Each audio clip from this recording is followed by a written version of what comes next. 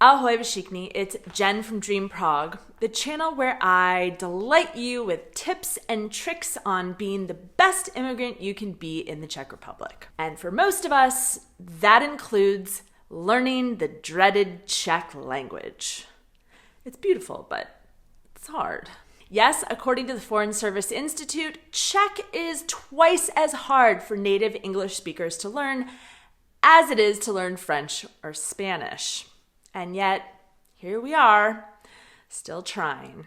Last week, we were lucky enough to be joined by my language coach, Eliška, from Because Czech is Cool. So if you haven't had a chance to listen to her excellent tips about learning proper pronunciation, be sure to go check out that video. Eliška wouldn't even call herself a Czech teacher, and what she does for her clients isn't exactly teaching. It's language coaching. I'll let her explain what that means in just a second. But first, let me ask you this. If you're learning a new language, any language, could be English, could be Czech, German, Spanish, how do you even know where to start? What's the proper method? What are the steps? There must be some number one top method for learning your target language. So, what is it? Well, Eliška is not here today to tell you that because according to her, there's no perfect strategy for everybody. But there is a perfect strategy for you individually. And as a language coach, she helps her clients discover what that is. So they don't waste time and money learning about things that don't apply to their specific life, reading boring textbooks, or practicing in ways that don't facilitate learning for them. So in this video, she's going to give you some tips from her years of coaching experience so you can get started finding your own method, no matter what language you're trying to learn. Tak, jedeme dál. I want to talk a little bit about how we changed our strategy of working together. We started out like conversation classes, which I could barely speak, so that was pretty bold. And then we changed to you being my language coach. So what can you explain what that means? So first I think it's important to explain who is a coach, like a life coach. So it's a professional that helps you solve a specific problem. It can be a problem at work, maybe in your career, but also personal problems in the family and so on. And the coach, unlike a mentor is a person who's experienced and tells you what to do, but the coach asks you questions and it makes you think about your problem and coming up with the answer yourself. How do you get your students to create some sort of plan? Do you give them, this is the plan for you. I've asked you questions and now here's my plan for you to learn Czech. Is that how it works? No. So I explained what a life coach does, and now if we take the system and apply it to language learning. So a language coach doesn't give the student any curriculum, or he doesn't usually use a textbook, but a language coach asks the student first, what is it that you want to achieve? So what's your goal? What's your motivation? So that they have somewhere to go. They have a destination, they have a goal. And then the coach asks the student or the client, how do you want to achieve it? How do you want to get there? What activities would you like to do? How would you like to practice it? Can you give me a concrete example of an interesting student you coach and how the plan you've made together? I had one brilliant client from the US, and he works for an NGO here in the Czech Republic, and he started working just in English, but he really wanted to switch to Czech. It was his main goal, to be able to work in Czech. And then his second goal was to be able to support his family that lives here as well, his wife and 3 kids, in everyday situations at the doctors, at the nursery and so on. So, for example, one of his main activities was to write work emails, and he would send it back to me and I would correct them for him to get better and better. That's good because it's applicable to what he needs. Yeah. Exactly. Whereas for me, I want to feel comfortable using Czech in my videos. So we have done that before. We have created a Czech script. I wrote a script. You helped me with the pronunciation. You helped me with recording so I could listen to the pronunciation. And that's very different from what he was doing. But it suits my needs. And I think it totally makes sense, because if you come up with your own plan, you are much more motivated to actually do it, because you have this specific goal in mind. This is what I want to do. This is what I want to achieve. If I told you, let's do some work emails, you write them and you send it back to me and I correct them for you.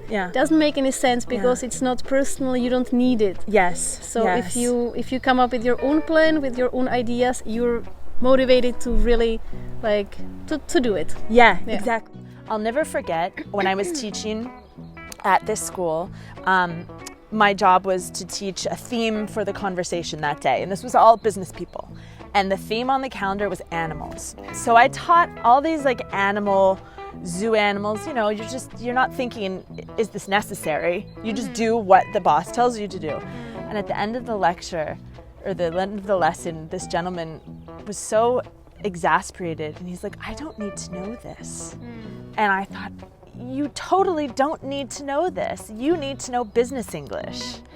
And I felt really bad for him.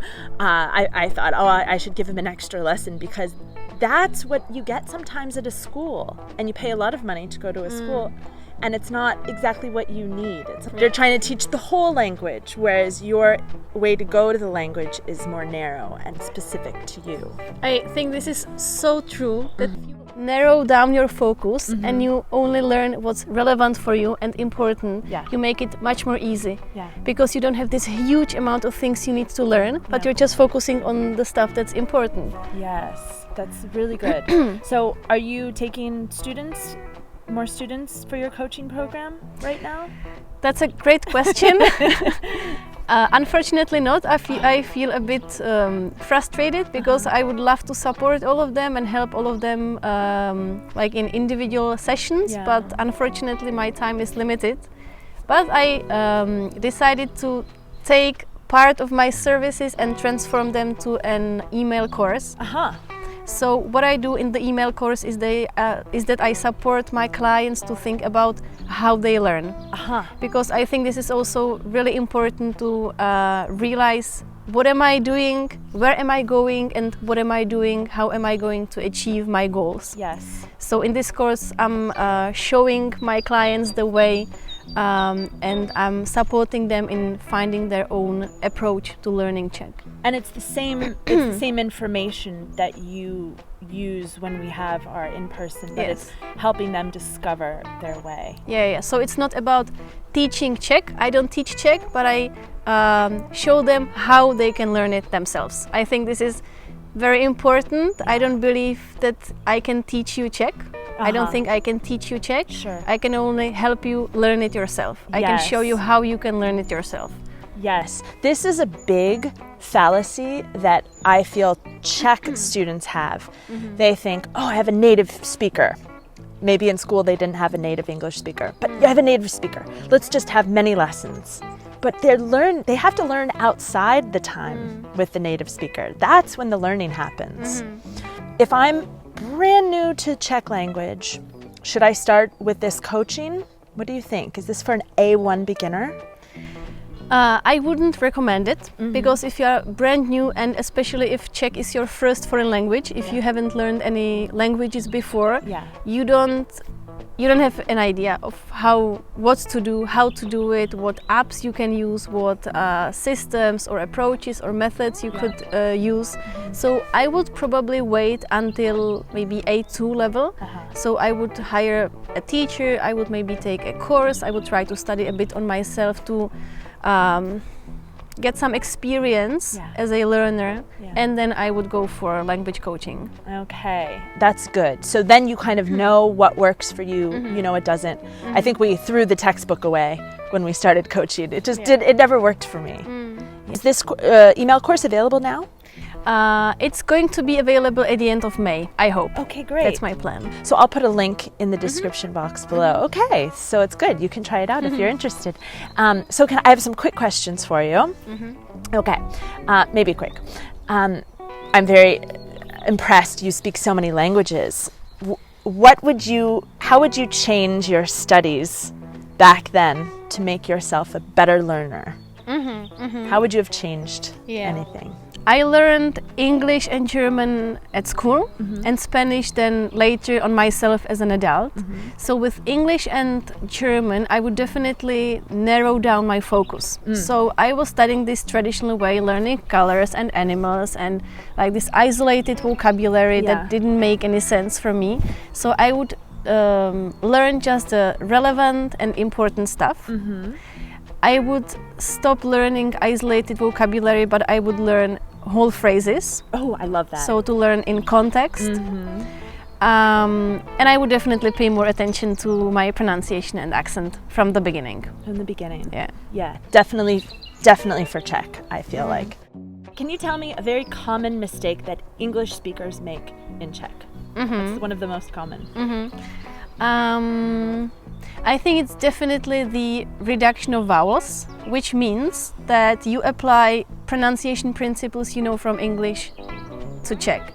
So in English you don't say about, you say about. About, You use this sound a lot in Czech. In English, in Czech we don't use it. Yes. So if you say like internet. How do you say internet in Czech? Internet. Internet. Okay, it's better. Yeah, so for me this is number one. Okay. Like the biggest mistake. And then of course long and short vowels. We talked about this. Yeah. And then also the pronunciation of the sound ch. You know it already. It's terrible, so I think terrible. English speakers make it sound as k. And then sometimes I even soften it all the way to h.